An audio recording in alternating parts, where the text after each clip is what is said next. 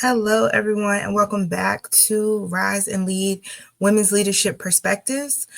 I am your host, founder and CEO of Diverse Perspectives, ChèRee Wiley. At Diverse Perspectives, we are a consulting and writing firm where we are dedicated to empowering growth, transforming lives, and reimagining success one client at a time. I am so excited to be back with you for another month. We are well into April, and this is just an amazing time for us to really start to rethink about what's really most important. You know, when spring hits, we're thinking about the newness of things. And when I was really thinking about what would be a great to talk about for this month, it just kept resonating in my spirit the importance of dreaming and the power that comes from that, and how, a lot of times things, when you think about these huge things that happen, these huge companies, these huge businesses, and when we talk about the transformations that you have undergone over the years, it started with a dream. It started with this idea that you could be different, this idea that you could do this thing, maybe this thing that had never been thought of before. And it's so beautiful when people follow their dreams. But we are in a world, in a society where a lot of times people's dreams are discouraged. And this really means a lot to me, because one thing that I know about myself and that I've come to accept about myself is that I've always been a dreamer. Since I was a little girl, always dreaming about what could be, what was possible. Um, you know, I was in a meeting earlier this week, and the question was, one of the questions was, what is something that you wanted to do as a child, that the job that you wanted to do. And from the time I was a little bitty girl, I wanted to be a best-selling author. That was something that, it was something I talked about all the time, and I wrote constantly. When other kids were outside playing, I was in my room in front of when I got a computer, I was doing that. I was reading books. I was growing my capacity to feel this dream. And that was what I thought about. And no one could tell me as a little girl that I wasn't going to be a best-selling author.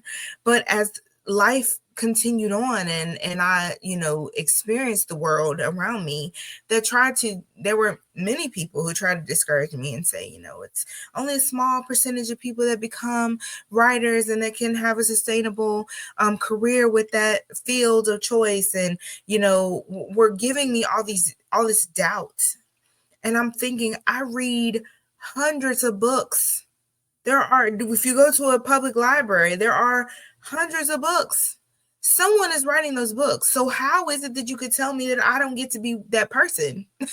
That, out of these hundreds of books, I can't be one of those authors?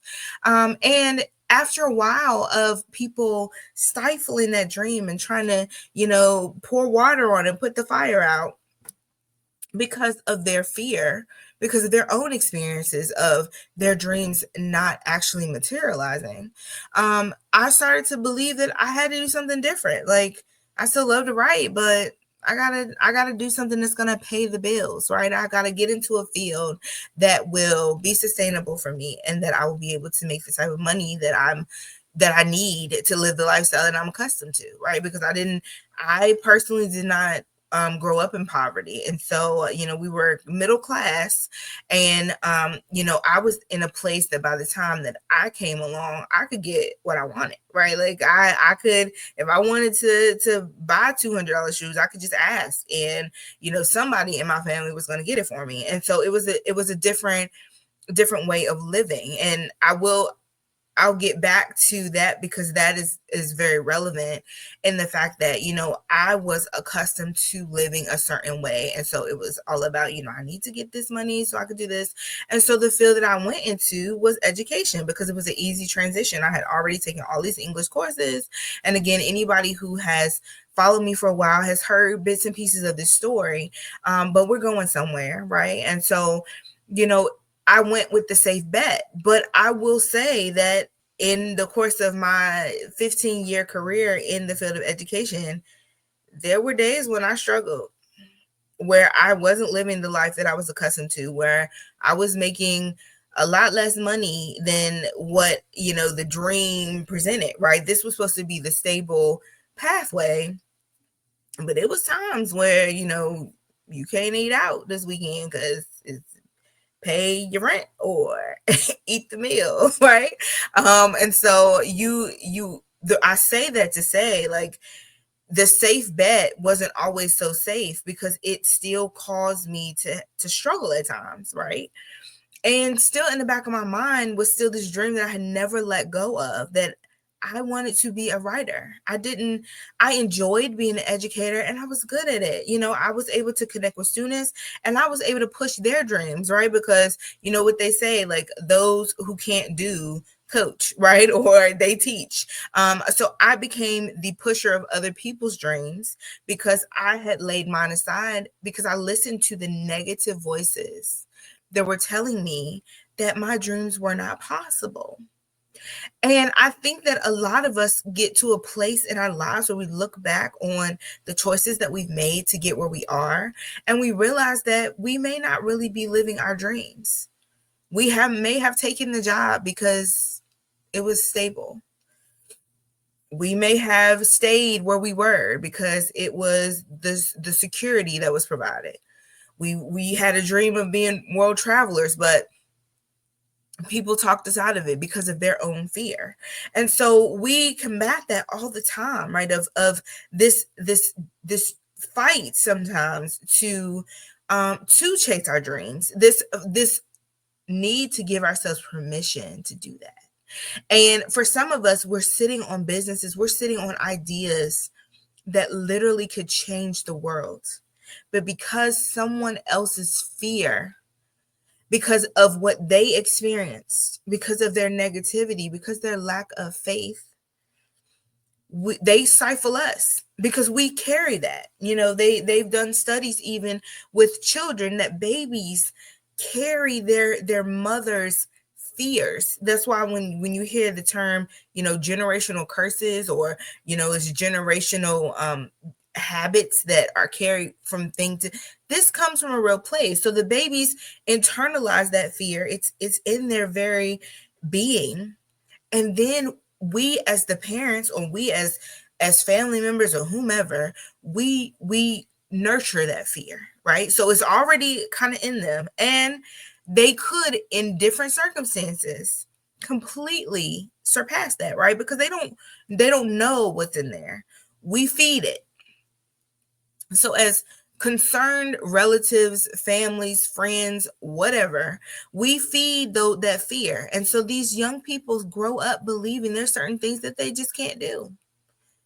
There are certain areas that are not for them. There are certain paths that they can't take because people who look like me don't do that. People who come from my background don't do that. Well, everybody in my family was poor, so I think that that's the path I'm going to take. And we continue to water those seeds year after year after year. And eventually they get to a place where they believe it. They internalize it and they believe it. And for a lot of us, that's what's happened to us over time. We start out innocent as children with these dreams of what we can do. And even parents, if you watch, of course, I talk about my children. Even I remember my son is in a very interesting place because there are things that he loves now that it's not a surprise to me. Because those were things that he started to talk about, take interest in, really want to know more about when he was very young, when he was small, when he was 3, when he was 4. And instead of me saying, you can't do that, like, you can't worry about cars all day, you need to go and do something else, I was encouraging that gift. Because if it's showing up now, then clearly this is somewhere we're going somewhere with this, right? Like, this is internal. I have a 3-year-old who already, she says to me, Mommy, I'm going to be a doctor. She goes around checking us out. She wants to take temperatures, and she wants to, if she thinks that you're hurting or something is going on with you, she wants to make sure that you're okay. Okay, baby, I'm not going to tell her. No one in our family's ever been a medical doctor. You can't be a doctor. Why would I tell her that? If you are saying right here, right now, at 3 years old, that you're going to be a doctor and you have enough sense to go and pick up a thermometer or go and try to get Band-Aids or do whatever, when you think that that is the need that needs to be met, we are going to nurture that gift. I've gone so far where she has games on her little tablet that where she can actually learn how to take care of animals. She can learn how to take care of people. Put the ointment on there, put the bandage on there. How do you wrap it? How do you reset a bone? She's learning these things now, so that when she gets older, if that's really what she was created to do, we get to have the first medical doctor in our family, because we have other people in the family with PhDs who are in, in the field of education and in ministry and those things. But a medical doctor is not something that we've had yet. But if that is the need that's going to be filled in years from now, I support it. But again, we nurture these gifts early. We nurture what is coming forth, what is coming out early. And for some of us, we think that it's too late for it to be nurtured. But it's not. If the vision has been given to you, if it ever crossed your mind, if any point in time in your life you've ever seen yourself doing something amazing outside of the box that blew your own mind, whether you had a dream about it or it's just something that's in your spirit, something that you really want to do, the only person stopping you from doing that is you. Because we were created to create. We were created to dream big. For my Christian ladies, because you know that I'm a Christian business owner. In the word, it talks about in the beginning that God spoke all that we see into existence. And he breathed the breath of life into Adam. And it said Adam was created in his image and in his likeness. Which means, and we as women, we came out of Adam, right? Which means we were created like God. Not to be God. We can't be God. We are to be like him in the earth. The things that we do, how we operate, how we flow. So if our daddy, and for those of you who are not comfortable with that, that's how I see God. If God, my Father, created me in his likeness and in his image, and he was able to speak things into existence, and they be so, why do I believe that I don't have the same power? Why do I believe that there's not a speaking spirit on the inside of me that can call things into alignment, can change situations, whether it's in a business setting or in my personal setting? We accept lies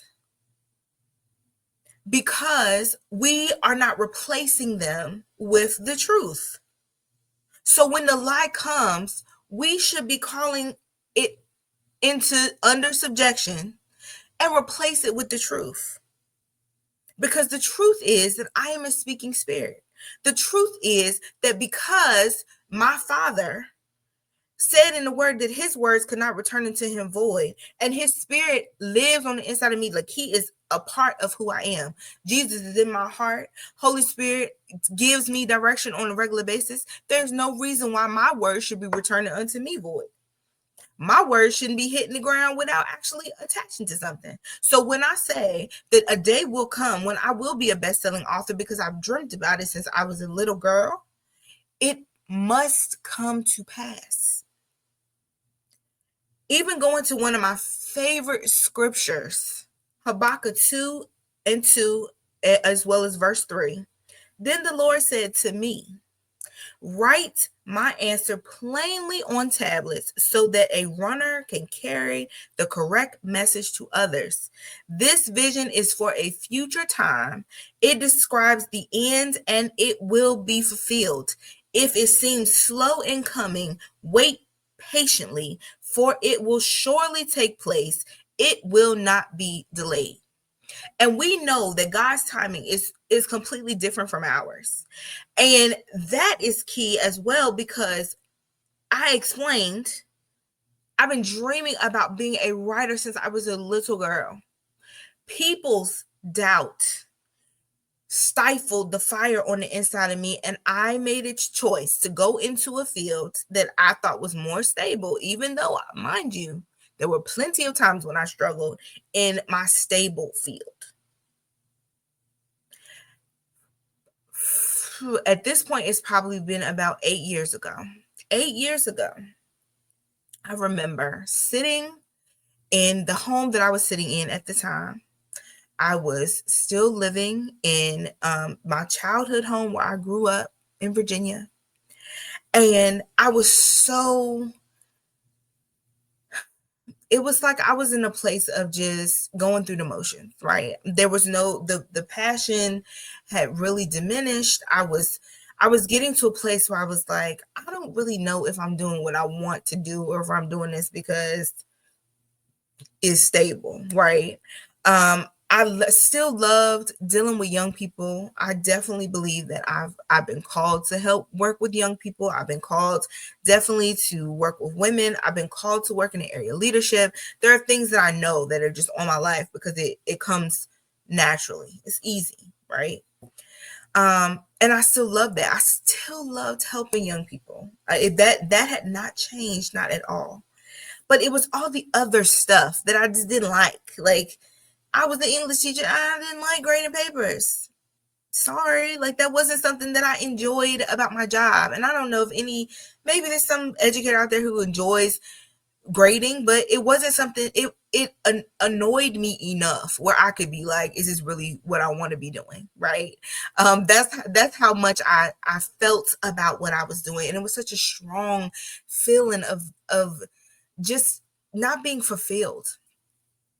And I remember sitting, when I have meditation time or quiet time, whatever, however you want to call it, a time where it's just me and God. I was playing music and I was sitting and it was very quiet, dim lighting. I was not in the beautiful home that I'm in now. Was living in a different situation, but I was by myself. And I remember asking the Lord, I said, I still want to be a writer. I have tried to do other things and like put it on a back burner and act like it wasn't still a priority to me. But I still want to be a writer. And I want to be able to write all different kinds of things. Like, I want to get better at like nonfiction informational writing, and my bag has always been fiction. So I've been a fiction writer since little girl. And I was like, I want to write clean fiction that doesn't have all the cussing and all this stuff in it. Yeah, real situations. But I want to write the type of stuff that I wish that I could read, the type of stuff that, that excites me. Like, I want to be able to put that on the world, and I want people to read it, and I want people to fall in love with these stories the way that you've made me fall in love with these stories. Because when I write anything, whether it's fiction or nonfiction, I am literally transformed to another place. Like, it's times when I go back and read what I've written and it's like, I was clearly not present at that time. Like, it was literally an out of body experience because it's like I'm reading something fresh and I wrote it, but it's just a different type of experience. And people who write and who get in that flow, they can kind of understand what that looks like. But I'm like, I want the opportunity. And little by little, opportunities to write started to come. I was, asked to contribute to a blog, and I did that for several different entries. I was asked to contribute to a magazine, and this is building my capacity for nonfiction writing, right? And so I was getting better doing articles, doing journal entries, like all of these things started to come. And I remember on that specific day, like hearing the Lord tell me, like, I got you, because I placed this desire on the inside of you. And we often think that it's just like these things are beyond God. If we were created in his image and his likeness, God is a writer. God is an artist. I mean, have you ever looked at nature? Like, he constructed all of this from his mind. So your imagination is key to your ability to transcend even where you are right now. And I don't mean like unrealistic, oh, I'm in la la land. I mean like, let's get to dreaming, and not just get to dreaming.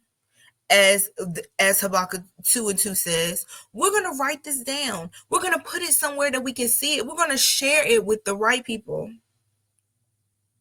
so that they can get behind us. And if you hear that you don't need to share with anybody, don't, until the appointed time. But we are going to move on what we're dreaming about. And that is the difference between people who actually make their dreams happen and people who just continue dreaming, because action must take place.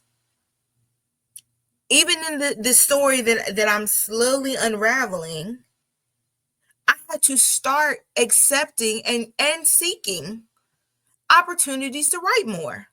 They came to me. They might have been, it was I saw a advertisement for me to be able to write on this inclusion blog, which I did several times. I had people who were connected to me who might have mentioned something, or I saw something on their page, or whatever the case may be, and I jumped on it. It was not, oh, that would be so nice. Oh, I always did want to be a writer, but I guess that gift is gone. That dream is gone. No. I had to take steps in order to make it happen. God introduced the opportunity, but it was my responsibility to take advantage of it. And this happens in a lot of different places. I'm talking to leaders who you may even be there as a promotion is coming up, and used to always want this particular job, and you had kind of left it alone because whoever was you thought they were never going to leave, or they made things difficult for you, or you were at the point where you had told yourself, I'm just done. Like I'm done with all of it. I'm just going to retire.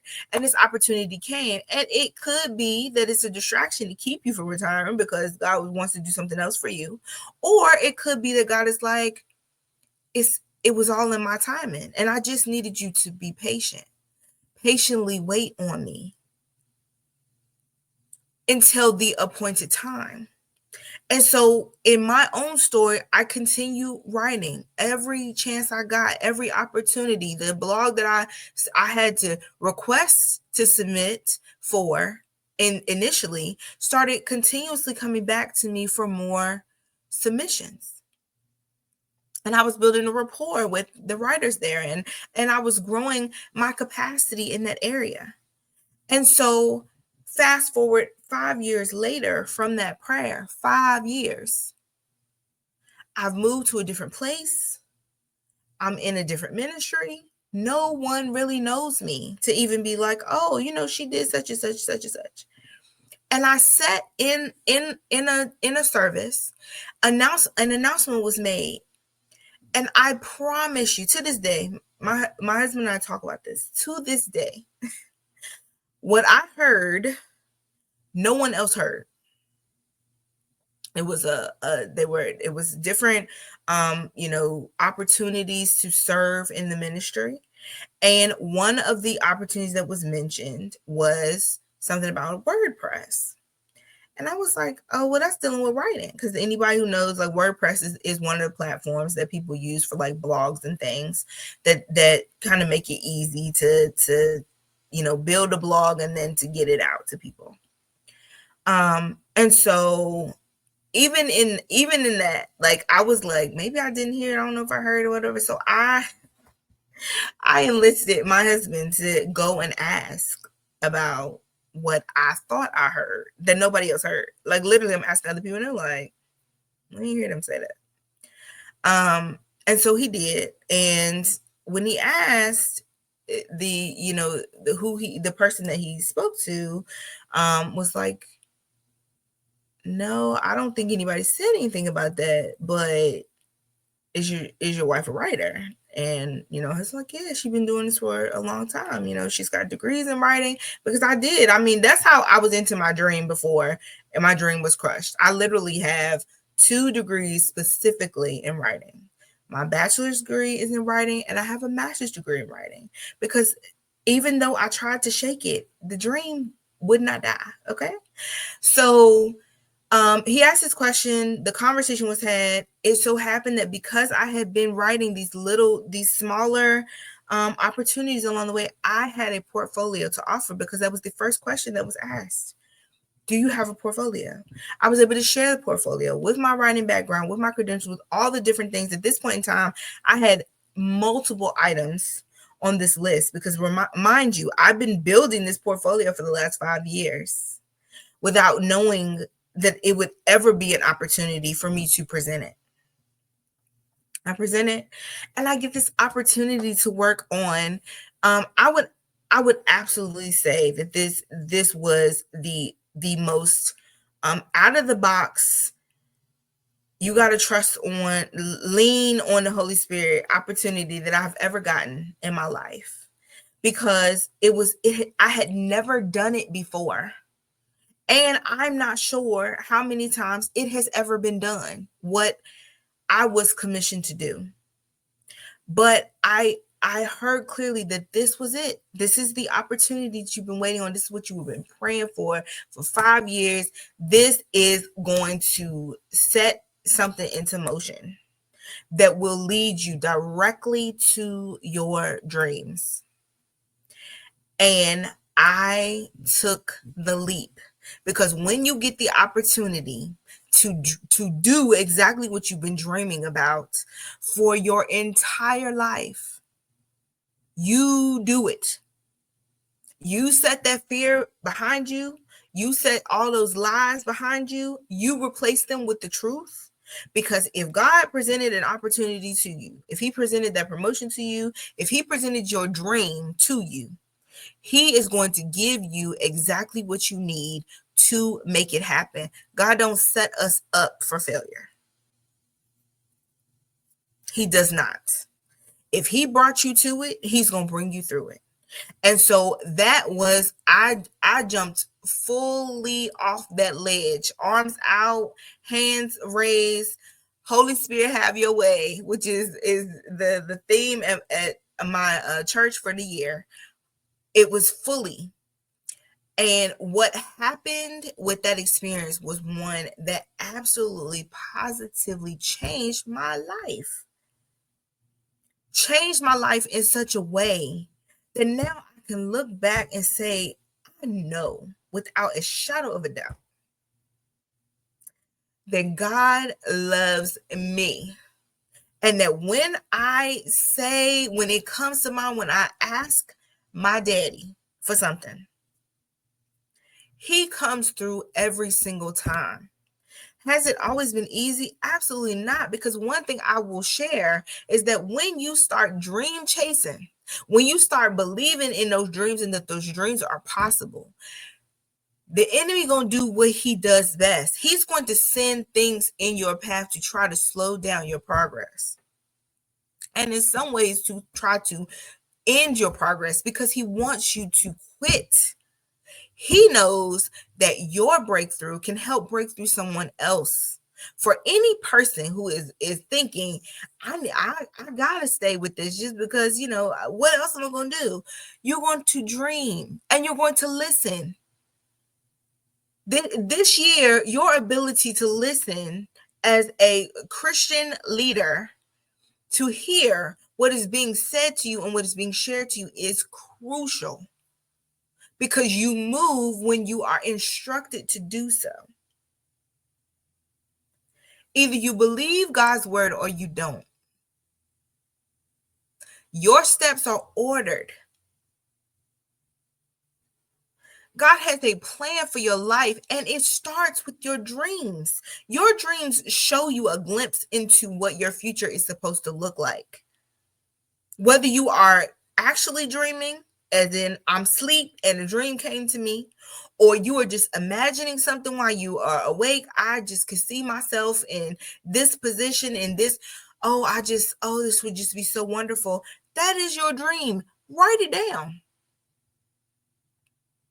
Because the day that you take hold of it, the day you really, really believe it, the day it becomes a part of who you are inside, things will start to move. Your dreams are literally setting things into motion. But when you shut your dream down, Because we know, right, if we go back to the example of childhood, as children, they don't know what, they don't know what's impossible. Like for them, nothing is impossible, right? I am a superhero. I am a millionaire. I am whatever. They declare stuff all day, every day, and they believe that it's going to happen because they have not yet had all those voices in their head telling them what's possible and what's not possible. But I believe the word when it says that with men, things are impossible. But with God, all things are possible. I'm not relying on men. I'm not relying on men's jobs, women's jobs, men's system, none of that. It's real, it exists. But I have seen God be faithful in seasons where it's like, how is this happening for you? I got a promotion and a brand new house in the thick of COVID. I got new cars during a so-called recession.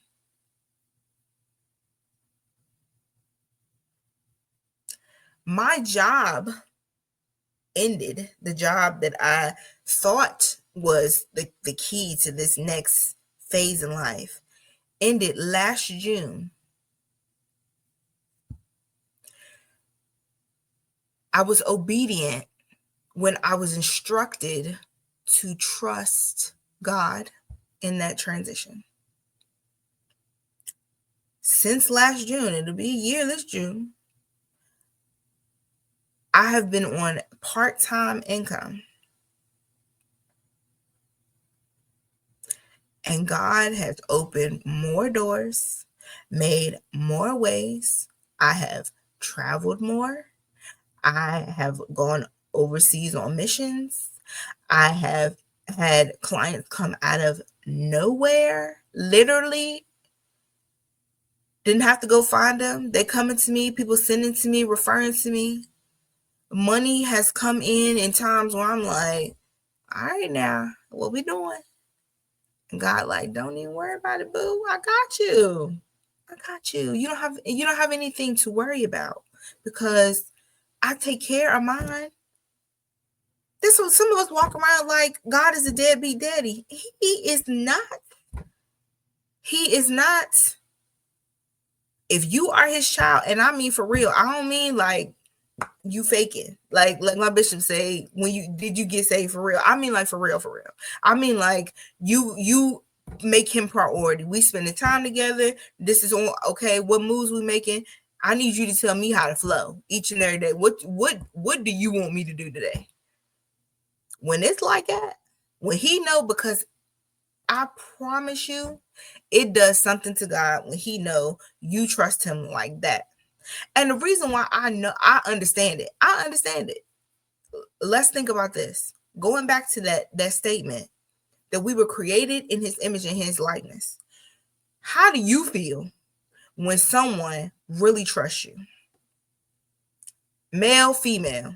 If it's a husband and you got a wife and you tell her, don't even worry about it, boo, I got you. And she like, oh, okay, we good then. How does it make you feel? You as a wife, you tell whomever because really, we talking about, or we talking with your kids. You tell your kids, your children, you don't even have to worry about that. I got you.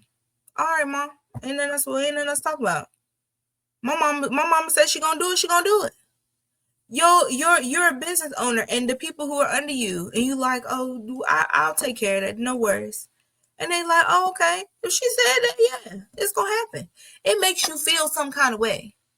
Well, we were created in God's likeness and in his image. So how do you think he feels when you really trust him and he know it's real? It's not lip service. It's not, oh, I'm gonna say a bunch of declarations, but deep in my heart I'm fearful. No, literally, when he tell you, I got you, and you like, he got me. Now let me help people Because some of y'all, we gotta understand that there's a line between I'm just dreaming and in la la land, I'm not gonna do nothing. Like people who just sit and the last 20 years they just sit and waiting for God to do something, and like he's just gonna drop fairy dust out the sky. I'm gonna pray for you, boo, but you're not the person I'm talking to, okay? Because you need to really understand that scripture that says faith without works is dead. That's real. Like God will get behind you when you start doing something. It's gotta be some sort of action that's happening to help move in the direction of your dreams. Because just like if I tell my children we're going on a trip and they trust me, they going to start packing. They might not have no details. They might not even know what the trip gonna look like, where we going. They might ask a few questions. Mom, is it gonna be hot? Is it gonna be cold? They believe me when I tell them that we going on a trip. They're not sitting in their room waiting for their suitcases to pack themselves because we going somewhere. Same thing happens when we talking about this dreaming thing. If I'm really serious about this dream, when the opportunity comes, I'm anticipating that it's coming. I'm doing something, whether it is I'm putting together a proposal. Because the minute that this call happens, or I make the call, or however I see the advertisement, I'm ready to go. I'm not getting ready. I'm already ready because I've been preparing for this because my daddy said it was going to happen. Right after God told me that that dream was not dead and it was coming, I started looking for opportunities to write. Because if the dream is coming, if it's gonna happen, then I gotta be ready. I gotta be properly positioned. I was building my portfolio even before I knew I was gonna need one. Every time I had a new opportunity come up, I was adding it to this portfolio. So when I needed to present a portfolio, it wasn't, oh, let me get a bunch of stuff together. Let me go find out what I did. Let me figure out what I wrote. It was there, live and in living color. It was no questions because I had been preparing for the opportunity because my daddy told me it was going to happen. He didn't give me a timeline. I could have been like, it's been 4 years. This clearly is not going to happen. Habakkuk just told us, though it may tarry for a while, it will surely come to pass. There is such power in dreaming because even in the waiting, when you are anticipating what is getting ready to come, you posture yourself differently. You hold yourself differently. You stand different. You look different. You feel different. Because nobody has to tell you that, oh, you need to get ready. You ready. You're on go. All I need is the word. Lord, just give me the word. Just like right now, I'm in a transitional time. I am really fully committed to this coaching thing. I'm preparing for the next thing. I'm working on, I already have a proposal. I have pieces together. I have the stuff in place. I'm paying for the tools to help me to sustain what is getting ready to happen. This year, I started out this year, which I shared with everyone, the 40-day soul fast. In that process, I was writing down, the Lord was giving me things every time I go into my quiet place, because in my beautiful home, now I have a prayer room. So I have a designated space for me and God. That was important. That was priority for my husband and I when we were looking for a home. We wanted a space that was just for my daddy. When he come, when we spend time together, when I am in his presence, I want to have a space just for him. I want a door that shuts and that people know, do not bother her. There are scriptures on the door. There are scriptures around the room. He is priority for me, right? And so with him being priority for me, he is more than willing for me to be priority for him, because he knows that this love that I have for him is real. And so when I was spending time in there in January, I was getting fresh revelation for what this year should look like. God's way, not my way, God's way.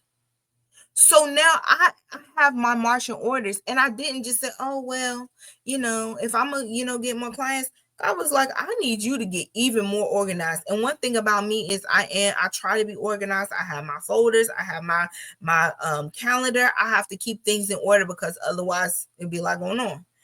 And so I even have a marker board that is on my wall in my office that is for 4 months at a time. So we're dealing with quarters, right? And so we're ending with, this first set. I'm getting ready to shift. April is getting ready. I'm gonna leave it there until we're at the end, and then we're gonna start with May and keep it moving. But this is something where I write down everything. I write down when I record a podcast. I write down when a blog comes out. I just started instituting newsletters, and so when the newsletters come out, they're organized. But part of the reason why that had to get even stronger now is because God was like, "You getting ready to be doing a lot of stuff." And I need you to have because I don't want you to be stressed out.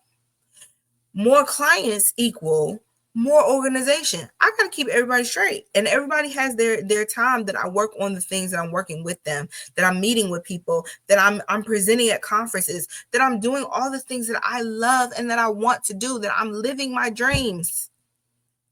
Everything has its place, and there's order. But this comes from the dream, because if the dream is I want to grow my business, I want to get more clients, I want to be able to help to touch more lives, I got to be ready for that. Because God is not going to unleash what he has in store for you if you are unprepared. If he knows you're going to get overwhelmed, if he knows that it's going to be too much for you and you're not going to be able to do it, he's not going to give it to you, because he doesn't want you to be overwhelmed. He wants you to enjoy the gift that he's given you. I go back to parenthood. If we know our children cannot handle something, we don't give it to them. My 3-year-old does not have the same level of responsibility that my 13-year-old does, because she can't handle what he can handle. He has 10 years of extra experience to handle what she cannot yet handle. And it's the same thing with us when we talk about our dreams. Some of our dreams have been held up simply because we are not taking out the time to prepare for them. So God is like, I can't give it to you yet because you're not ready, baby. You're not faithful you weren't able to handle the small things that you had. You want to be the CEO of a multi-million dollar company, but you can't handle being the team lead of 5 people. Your emotions won't let you do that. As much as I want you to be able to do that, you are not preparing for what you want. You're preparing for what you have currently. You're preparing for the current cycle that you're in. And until you are ready to go into the next cycle, I can't give it to you because you're not going to be able to handle it. And that is something that people don't want to think about, because everybody wants the blessing without the work that was required or that is required to get there. People see people's harvests and don't stop to consider what seeds were put in the ground in order to achieve that harvest. I have not met any or heard of any person who is at the top of their game, whether it's spiritually or in the world, that did not have to go through some sort of work process to get there. Famous singers did not start out as famous singers. They had to work. They had to do auditions. They had to sometimes sleepless nights to get where they are.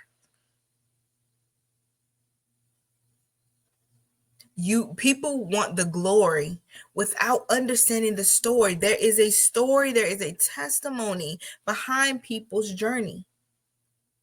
Wherever you see me right now, understand that there was a lot of toiling that happened to get here. There was pain, there were tears, there was loss. There was a time in my life where I could not imagine sitting in the type of home that I'm in, living the life that I'm living, because I was at rock bottom.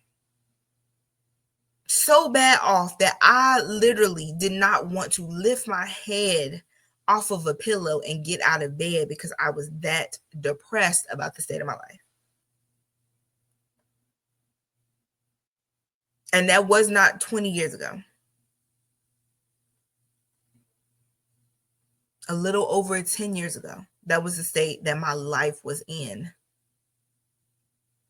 And it shifted for me when I learned how to really, truly trust God. When I understood that me trying to do things myself was going to end in disaster every single time. And I'm a doer. Okay. I used to have terrible anxiety because I needed to control all the pieces of the puzzle. Like, I needed to know we were on a trip. I need to know what we're doing. I need to know where we're going. If it was, I need to know where the money coming from. I need to know where this was and where that.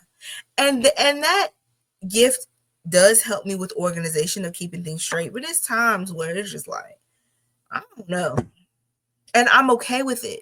I don't have anxiety like I used to, where I would, literally break out in hives, and I'm hyper. Like, now, just thinking about it, it seems so extra. Like, in my 20s and probably about halfway through my 30s, like, it was a period of time where I know I got on people's nerves, because it was just like everything was just so stressful. Like, I was like high strung for a period of time.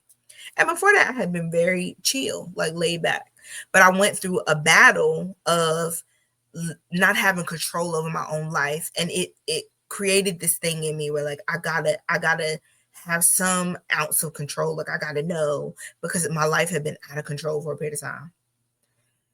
And now I'm on the other side of that, where it's just like, yes, there's order. Things need to happen. We need to have structures, things in place. I am big on that. And when I deal with clients, like, that is what I'm saying. Like, we need to, especially in business, because you can't run business in chaos. Like, it's not going to work. It's not sustainable. Eventually, it's all going to fall apart. Okay. You need structures to successfully do business. But I'm talking about the fact that there are some things that are completely outside of your control. And me having to come to an understanding within myself that that's real. I cannot control everything. I cannot decide if people decide they want to come into, business with me, if they want me to be their coach, if they want me to work on a project with them. I can't decide any of that stuff. I am only me. And I know what I'm packing. So I know that whatever they would get from working with me is going to be mutually beneficial, because I'm going to pour into them and they pour back into me, and it's a great exchange. But I can't control what they do. I can go into a contract with people. They sign a contract, they agree to pay at a certain time or do whatever, but they may change their minds. They may decide not to do that. I've had times where I'm waiting on people, like, all right now, because I got bills to pay. Understand, I don't work a full-time job. And in this season, the part-time job might go. Because at the end of the day, I have to be very sensitive to what is happening. And I know that the instructions that I received is that things are getting ready to take off even more than they have now. And even me saying that here, where it can be recorded, where somebody can come back and be like, that's what she thought, shows I ain't worried about what nobody else think. Because I know what God told me. And I know that the track record has been consistent. And I know that anybody who's known me for a long period of time will tell you for sure that God takes my words very seriously. And that it says also in the word, he's no respecter of person. So if he takes my word seriously, if he makes sure that the things that come out of my mouth got some spiritual backing to it, that I can walk in confidence knowing that, hey, if he told me something and I say it out my mouth, it's got to happen. It's coming. Now, whether it take another 5 years or it happened tomorrow, it don't matter, because I know what he said, and I'm gonna stay behind that. I'm rolling with that. When my daddy speak, I trust it. Like I'm gonna take all that straight to the bank because I know who he is. We have a relationship that makes me so excited about my dreams that I wake up every day in anticipation of what's going to happen. Like what is getting ready to take off? What is getting ready to manifest in this season? And that's the power of dreaming. Dreaming gives you something to be excited about. And the more excited you get about your dreams, the more you can guarantee that at the appointed time, it shall surely come to pass. I am beyond excited, not just for myself, but for each and every one of you. Because if you really take hold to this, you will become the type of leader that people are just astounded by, because you will be leading based off of your anticipation for your dream. You will understand that what you do today is setting you up for what will happen tomorrow. And that automatically makes you a better leader. Your excitement and your passion that you bring to each and every situation, even if you're in a situation that right now you're like, I don't know. Your excitement about what is to come will start to infiltrate your current place of being. Because your dreams are exciting things. They're not meant to make you stuck. Or if you start to feel sad when you think about your dreams, it's because you don't really believe that they're possible. Anybody who says I don't talk about, I don't talk about all that stuff because, it just be the it ain't happening yet. It's because you don't believe it's possible. You have already somewhere in your mind, you and enemy have come up with this idea that whatever it is, you can't do it. And that's why you're miserable in your existence. You need to wake up every day, go into that job that may not be your dream, in anticipation that this might be the day that God release you. This might be the day that you get a gift that you didn't even expect. That's why even when I found out that my job was ending, I was excited for what the future held. I was excited because I'm like, this is it. This is my opportunity to do something different. This is my opportunity to live the life that I always dreamed of. People looking at you, all right? You okay? You need what? I know that there's always more. And clearly, there's more for me to be doing. Even when I was getting ready to start looking for another full-time job, and God told me, nope, I need you to be free to do what I need you to do. I'm going to tell you what comes next. And I said, okay. And when I say he has done his big one this whole time, I didn't know. I didn't understand. How is this even sustainable? How is this going to happen?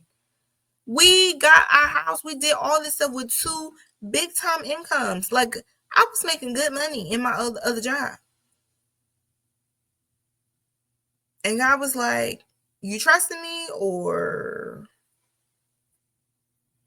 you just gonna stay stuck? And I made the decision to trust him. And it has been the best decision that I've ever made thus far. And I have taken a lot of risk based off of the promises that were made to me.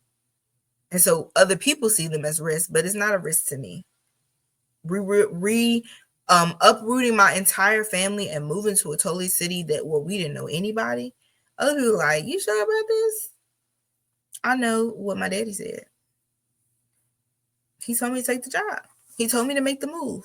And I wouldn't have gotten the opportunity. I would not have had the opportunity to have my dreams come true and to be able to live my dreams if I had not been obedient. If I had operated in fear and said, I can't move my kids in school. I'm pregnant and stuff. I can't do. No, I was like, hey, if God told me that this is what I need to be doing, he got all the details worked out. I don't know nothing. I was a pregnant woman sleeping on the air mattress for a couple months. I mean, you do what you got to do. But that's the power of dreaming. We're dreaming so that we can get to the next level, because your dreams are a picture of the future. You are seeing what your future could be if you trust enough to take this first step. Not sitting there waiting for something to drop out the sky, but literally taking the first step. You take one step, he'll take the rest, because he knows you're serious. I really hope that this has helped someone, because even in the reminding, it has helped me. I reshared, and you can go and read the blog if you would like. A blog post that I wrote a few years ago about dream chasing. I read it again recently, and it just reignited those feelings in me. And I hope that will help you. I hope that this podcast helps you. I hope that all the resources that Diverse Perspectives are putting out are helpful to you, because I don't do any of this for myself. I truly do make the sacrifices, do all the things that I do to help someone else. And if I can help one person do exactly what God has called you to do, exactly what you were created to do, wake up every day not feeling like you're working, but feeling like you're doing what you were created to do, then I have done exactly what I was called to do. I thank you so much for your time. I look forward to having the opportunity to share with you again later on this month when we have our fantastic guests. As always, continue to stay tapped in, continue to invest in yourself, and I will see you next time.